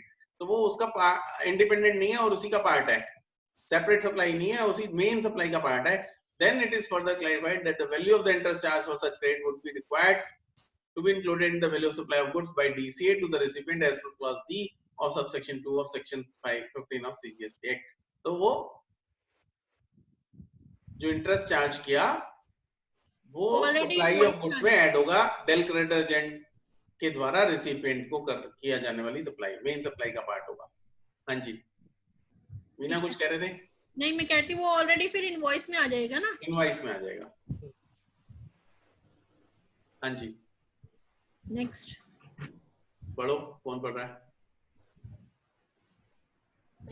4 number पढ़ू? हाँ जी sir, पढ़िए। Services Import of services by a person from a related person। ये हम schedule पे तो नहीं रुके, schedule पर रुके, कहाँ पे है? शेड्यूल 1 ही पढ़ रहे हैं ना, शेड्यूल 1 चल रहा है ना। Import of service by a person from a related person or from any of his establishment outside India in the course or furtherance of business। A, the expression import of service has been defined to bear an innate requirement of an outflow of foreign convertible currency। ये innate word क्या हो गया जी? देखना पड़ेगा। हाँ देखना। INNATE। यहाँ पे तो मीनिंग ये आ रहा है बेसिकली कि वो कंपल्सरी रिक्वायरमेंट है outflow of foreign convertible currency. अच्छा अच्छा। Originating in the mind और inborn, natural है इसका मीनिंग। अच्छा, the express, फिर दोबारा पढ़ता हूँ। A, the expression import of service has been defined to bear an innate requirement of an outflow of foreign convertible currency and therefore exclude any form of importation of service without consideration। Therefore, this clause is inserted to encompass such of these services that are received from related person, their establishment outside India. It is important for one to refer to explanation 1 of section 1 of IGST Act 2017, which deemed any establishment outside India as establishment of a distinct person. By virtue of this statement, all services received by a person in India from its branches establishment located outside India would be considered to be a supply even when made without consideration. तो कह रहा है import of services का जो define किया गया है meaning, वो कह रहा है एक नेचुरल रिक्वायरमेंट है कि उसकी वजह से आउटफ्लो होगा फॉरेन कन्वर्टेबल करेंसी का, फॉरेन एक्सचेंज जाएगा, इंडिया से बाहर जाएगा, इसलिए importation of services without consideration exclude होता है। मतलब जब फॉरेन एक्सचेंज बाहर जाएगा तो विदाउट कंसिडरेशन ऐसी कोई इंपोर्ट ऑफ सर्विस होएगी नहीं, लेकिन रिलेटेड है ना, इसलिए कवर हो जाएगा। हाँ, मतलब वो कहते हैं जनरली जो इंपोर्ट ऑफ सर्विस का मीनिंग है उसकी वजह से आउटफ्लो होगा फॉरेन कन्वर्टेबल करेंसी का, और अगर आउटफ्लो होगा तो विदाउट कंसिडरेशन तो ये हुआ नहीं जनरली तो, लेकिन वो कह रहा है ये क्लॉज इसलिए इंसर्ट किया गया ताकि वो ऐसी सर्विसेज जो रिलेटेड पर्सन से रिसीव हुई या कोई अपनी एस्टेब्लिशमेंट जो आउटसाइड इंडिया में है उनसे रिसीव हुई, जिसके लिए एक्सप्लेनेशन 1 भी है सेक्शन 8 ऑफ IGST एक्ट में, तो उस जो सेक्शन 8 में जो एक्सप्लेनेशन दिया है उस एक्सप्लेनेशन की वजह से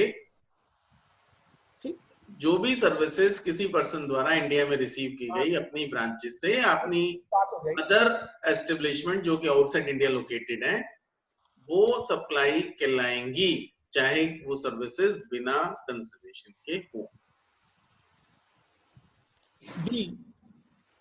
For instance, say A Limited is holding company in USA and B Limited is subsidiary in the India. Many business operations are centralized in the USA, such as accounting, ERP, and other software, server for the backup, legal function, etc. For the purpose of this clause, the back end support provided by the holding company to the subsidiary company in India shall be regarded as a supply.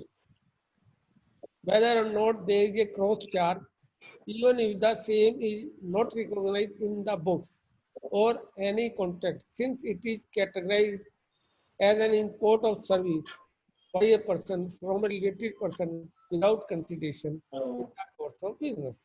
तो कह रहा है जी एक A limited है जो holding company है USA में और B लिमिटेड इंडिया में उसकी subsidiary.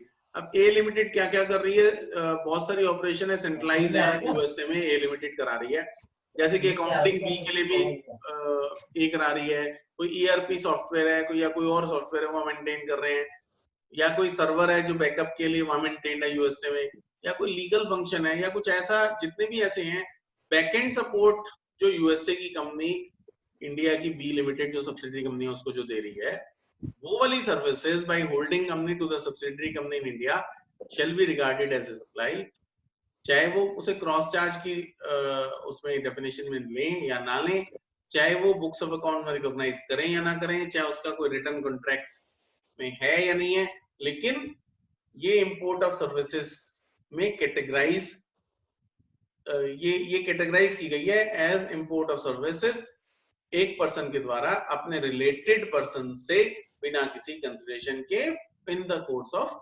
Business.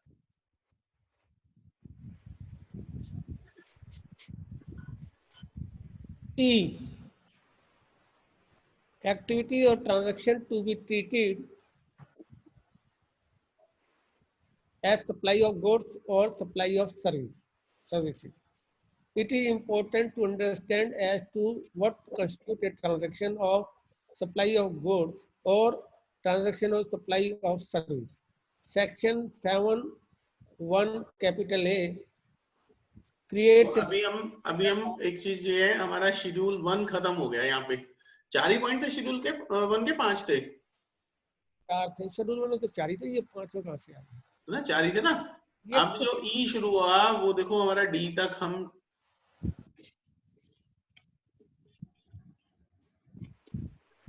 Supply of goods, ये 2 था। सेकंड शेड्यूल में था ना ये सर? हाँ ये 1 था। यहाँ डी हमने कर लिया था ट्रांजैक्शन विदाउट कंसिडरेशन, ठीक है। जो हम सप्लाई के पार्ट्स देख रहे थे डिफरेंट, तो ये डी ट्रांजैक्शन विदाउट कंसिडरेशन तक बात कर रहे थे, और ट्रांजैक्शन विदाउट कंसिडरेशन को हमने एक्सप्लेन करा इतना सारा अभी तक, यही किया था हमने। डी था there are 2 recent circular issued, ये 126 पेज पे है सर। उसके बाद ये ई आ रहा है अब,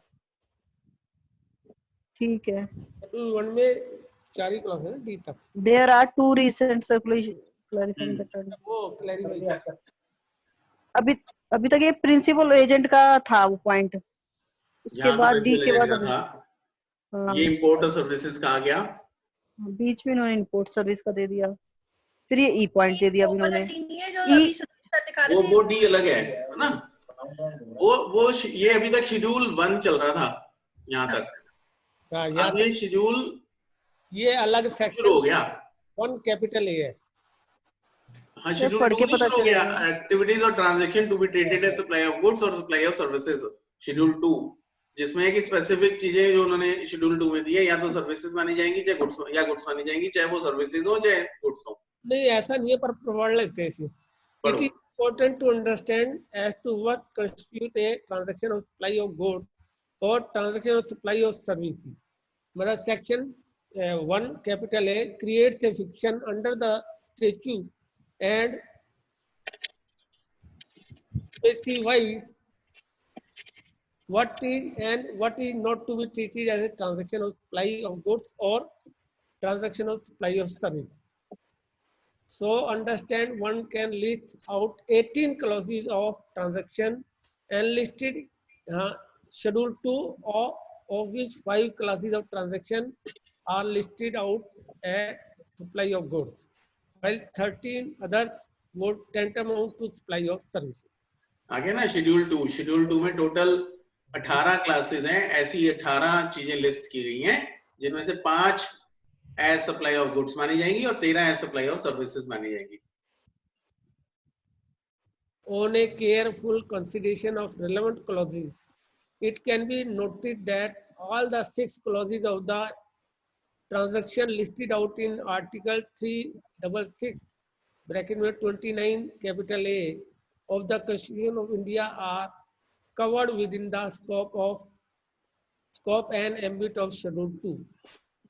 While 2 transactions out of 6 are treated as supply of goods and other 4 are deemed to be supply of service. बड़ा complicated 18 टोटल क्लॉजेज, 5 गुड्स की, 13 सर्विस की, उसमें 2 क्लॉजेज जो है नहीं, वो उसमें कह रहा है कि जो हमारे article 36629 capital a constitution of India जो है, उसमें 6 क्लासेस की जो ट्रांजैक्शंस हैं वो शेड्यूल 2 में कवर की गई हैं सारी की सारी, और जिसमें से 2 गुड्स की हैं और 4 सप्लाई ऑफ सर्विसेज की हैं। 18 में ही है ये, लेकिन 18 में से 6 जो है ये कॉन्स्टिट्यूशन ऑफ इंडिया के आर्टिकल 36629 ए से आई हैं। Importantly, paragraph 6 small a treating to worth contract as defined in section 2 subsection 119 is treated as composite supply of service. Worth contract को supply of service में माना गया है। However, और composite supply माना गया है। However, section 2 subsection 119 has 14 distinct words, all of which are required to be read in conjunction with the word immovable properties. Contract relating to construction of your property are specifically covered in para 5b of schedule 2, which is called supply of service. Therefore, all worth contract other than those relating to construction of your property would amount to supply to composite supply in term of section 2 subsection 30 read with section 8. So section 2 subsection 30 read with section 8 में वो कह रहा है सारी works contract की जो भी supplies हैं other than those relating to construction of immovable property would amount to composite supply in terms of ये composite supply मानी जाएगी और supply of services में आएंगे. It is important for one to understand that what is specified listed in schedule 2 not only provide clarity but also what has to be treated as supply of goods or supply of service. जैसे works contract में माल भी लगता है तब भी उसको composite supply मान के सर्विस सप्लाई ऑफ सर्विस माना गया.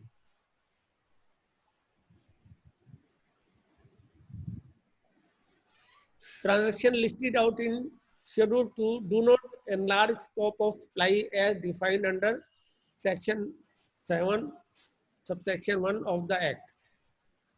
By shifting the placement of schedule 2 from clause D of the section 7 subsection 1 to a separate section 7(1) capital A, it is made clear that firstly a transaction must already be determined to be supplied, and then for the limited person of treatment by fiction, entries in schedule 2 must be referred. This amendment was introduced with retrospective effect from 1st July 2017 wide CGST Amendment Act 2018. वो basically कह रहा है schedule 2 में जितनी भी item listed है ना वो क्लैरिटी ही नहीं प्रोवाइड करती, वो ये भी बताती है कि किस चीज को सप्लाई ऑफ गुड्स मानना है और किस चीज को सप्लाई ऑफ सर्विसेज मानना है. और जितनी भी ट्रांजैक्शन शेड्यूल 2 में लिस्टेड हैं वो सप्लाई का स्कोप को एनलार्ज नहीं करती. सप्लाई का स्कोप तो वही है जो सेक्शन 7 सबसेक्शन 1 में दिया है, लेकिन प्लेस जो शेड्यूल 2 में क्या करते हैं वो शिफ्ट कर देते हैं clause D of from clause D of subsection section 7(1) एक सेपरेट सेक्शन 7(1)(a) दे दिया, शिफ्ट कर दिया, जिसने क्लियर किया कि पहले कोई जो ट्रांजैक्शन है उसको सप्लाई को करेक्टराइज होना चाहिए. पहले ये तो क्लियर हो कि ये सप्लाई है, और जब सप्लाई है ये क्लियर हो गया कि सप्लाई तो है, तब वो सप्लाई ऑफ गुड्स होगी या सप्लाई ऑफ सर्विसेज होगी, उसका ट्रीटमेंट क्या होगा वो शेड्यूल 2 रेफर करता है कुछ केसेस में. पहले सप्लाई डिसाइड करना है, उसके बाद डिसाइड करना है गुड्स है और सर्विस. अच्छा, it is not that schedule 2 is exhaustive, but where it is listed then those transaction will receive the treatment as specified.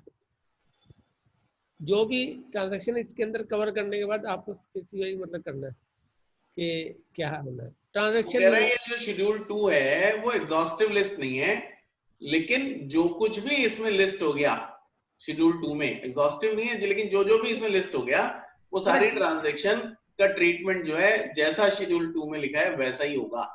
Sir ये एग्जॉस्टिव है, उसमें नोट में NOTE होना चाहिए था. एग्जॉस्टिव लिस्ट है, वो गलती से लिखा गया है. It is not the schedule. हां ठीक है, एग्जॉस्टिव है. हाँ मतलब नहीं वो तो यही कह रहा है आगे, बट वेयर की वजह से वो सही कह रहा है. जहां बट वेयर आ गया ना आगे तो कह रहा है वो लिस्ट जो शेड्यूल 2 है वो एग्जॉस्टिव नहीं है, लेकिन जो कुछ भी इसमें लिस्ट हो गया तो वो सारी ट्रांजैक्शन का ट्रीटमेंट जैसा शेड्यूल 2 में लिखा है वैसा ही होगा.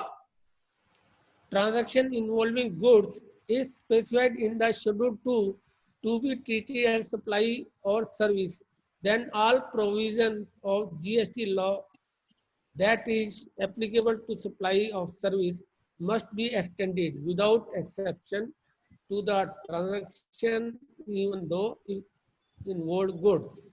तो कहता है चाहे वो ट्रांजैक्शन में गुड्स ट्रांसफर किए हो, लेकिन क्योंकि इस शेड्यूल 2 में लिस्ट होने की वजह से अगर उसमें कह दिया शेड्यूल 2 में कि ये सप्लाई ऑफ सर्विसेज मानी जाएंगी, तो वो बिना किसी एक्सेप्शन को सप्लाई ऑफ सर्विसेज ही मानेंगे, चाहे उसके अंदर गुड्स भी इन्वॉल्व हो।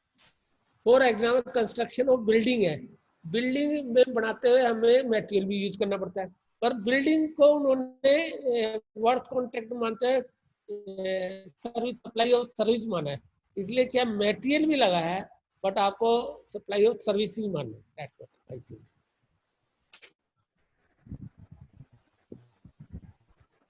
It is important to understand the intent of the legislature. For example, para 5A of the schedule 2 read renting of immovable property. In this situation, how does one understand the flexibility of the transaction where consideration is not involved? The only way to understand the lacuna is that such transaction that lack consideration would be relegated to the valuation principle. Relegated. But importantly, the transaction would be treated वो कह रहे हैं intention देखनी है legislature की। Example है para 5A में जो शेड्यूल 2 का है वो रेंटिंग ऑफ इमूवेबल प्रॉपर्टी की बात करता है। उस सिचुएशन में कैसे अंडरस्टैंड करे टैक्सेबिलिटी की उस ट्रांजैक्शन के लिए जहां कंसिडरेशन इन्वॉल्व ही नहीं है। पर एक ही तरीका है इस लकूना को दूर करने का कि lack of consideration would be relegated to valuation principle. अगर कंसिडरेशन नहीं है, उसमें लैक है, तो वैल्यूएशन प्रिंसिपल्स को रेफर करने की जरूरत पड़ेगी। लेकिन इंपॉर्टेंट क्या है, ट्रांजैक्शन को सप्लाई ही माना जाएगा। Another instance to consider is para 1C of schedule 2 of CGHT Act, which deals with hire purchase transaction. एक और एग्जांपल है जो पैरा 1C में दिया है शेड्यूल 2 के, जो हायर परचेज ट्रांजैक्शंस हैं। Although Hire Purchase Act 1972 has been repealed in 2005, trade understanding hire purchase versus lease, even though lease is divided in operating and finance lease. In GST law, all kind of lease are treated the same supply of service.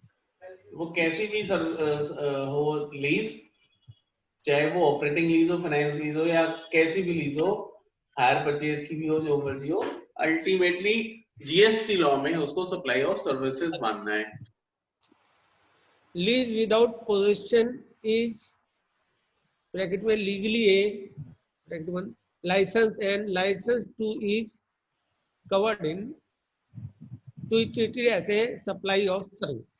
कह रहा जो lease है बिना position के लिए दिया, जो हम पढ़ रहे थे कि जी उसमें सिर्फ permission to enter and use of property है, तो लीज अगर बिना पोजीशन के है तो वो लाइसेंस हो गया, और लाइसेंस भी सप्लाई ऑफ सर्विसेज माना गया है शेड्यूल 2 में, बट एज हायर परचेज नहीं माना जाता।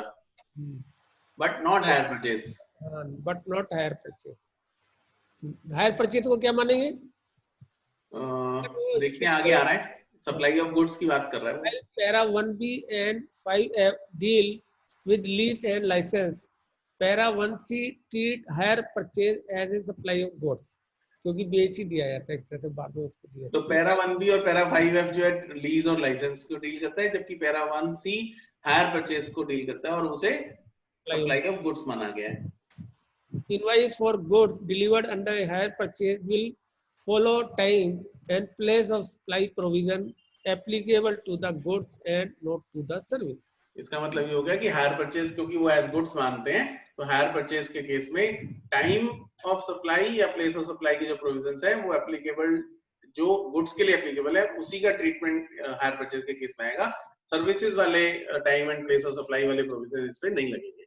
पता एक कार हायर पे दे दी 5 महीने के लिए, तो वो जो शुरू में कॉस्ट प्राइस डिटरमाइन हुई वही मानेगी, उसी पे जीएसटी लगेगा। ये मतलब हो गया ना जी, कार को हमने दे दिया हायर परचेज पे, कि भी आप हायर परचेज जो पुराना वो एक्ट होता था हायर परचेज वाला, कि आपने दे दिया कि जी एक्चुअली तो खरीद ली लेकिन हायर परचेज पे है, आप 3 साल तक के लिए इतने रुपए पर महीने देते रहो और लास्ट में 1 रुपया देके ट्रांसफर कर लेंगे आपको। तो टाइटल ऑफ गुड्स तो अभी सेलर के पास ही है, लेकिन यूसेज और बाकी सारा ऑन लीज ट्रांसफर हो जाता है बायर के पास, और जो टाइटल ट्रांसफर होगा जब लास्ट में सारी ईएमआई आ जाएंगी वो सिर्फ 1 रुपए पे। जीएसटी चार्ज तभी हो जाएगा जब पहले दिन ही उसको, हाँ जी, ठीक है। Presently and anomaly which is explained in the illustration below। ये एक कोई हाँ जी, मैंने कहा 1 बज गया, कल कर लेंगे अब। कहाँ तक नीचे ये क्या काफी सारी है सर, छोटी नहीं है, 2 पेज तो है ही। और फिर बीच में फिर मजा नहीं आएगा सर। ठीक है कल करेंगे, कोई बात नहीं। वैसे भी एजेंट और सप्लाई में ही घूमे हुए हैं अभी। ठीक है, पेज नंबर यहाँ से करेंगे 131 है ना, 131 कंप्यूटर वाला, और प्रिंटेड पेज है हमारा 113 113। ठीक है, उल्टा हो गया 131 113। ठीक है, अब ये हमारा रिकॉर्डेड सेशन था और जूम हमने परचेज कर लिया था, इसलिए बीच में ब्रेक नहीं आया। अच्छा, वेरी गुड। ठीक है, इसको शायद हम YouTube पे डाल देंगे, अगर कुछ दोबारा सुनना हो किसी को तो YouTube से सुन पाएगा। ठीक है, अब दीप्ति ये बता दो कल के लिए क्या 11 बजे का क्या है? सर एक्चुअली ना अभी मुझे भी नहीं पता इसका ना, कल रात को आया था मैसेज लाइव क्लासेस का, तो इसकी ना 4 क्लासेस है मेरे बेटे की, 8:30 बजे स्टार्ट हो जाती हैं। हेलो, हाँ हाँ सुन रहे हो सर? हाँ जी, हाँ जी सुन इसकी रहे हैं। 8:30 से स्टार्ट हो जाती हैं, तो अभी मुझे आज का भी कुछ मैसेज आया नहीं अभी मेरे पास, इसलिए अच्छा, मैं बता देना। आज को देखती फिर कल बता दूंगा। हाँ ठीक है सर, ठीक है, करनी कोई नहीं, कर लूंगी मैनेज में, एक थोड़ा सा आगे पीछे हो जाऊंगी भले ही क्लास अटेंड करने में, ठीक है। लास्ट क्लास करा था थोड़ा सा। हाँ, ये कौन से ऐप पे है? जूम पे है? जूम पे है। हाँ जी जूम पे है। पहले तो मैम वो क्या करते थे ना, रिकॉर्डिंग व्हाट्सएप पे भेज देते थे सारी बना बना के वो पीपीटी, तो वो देख मैं फिर आगे पीछे अपने आप करवा देती थी इसको। आज से इन्होंने इनकी अभी लाइव कर दी थी स्टार्ट।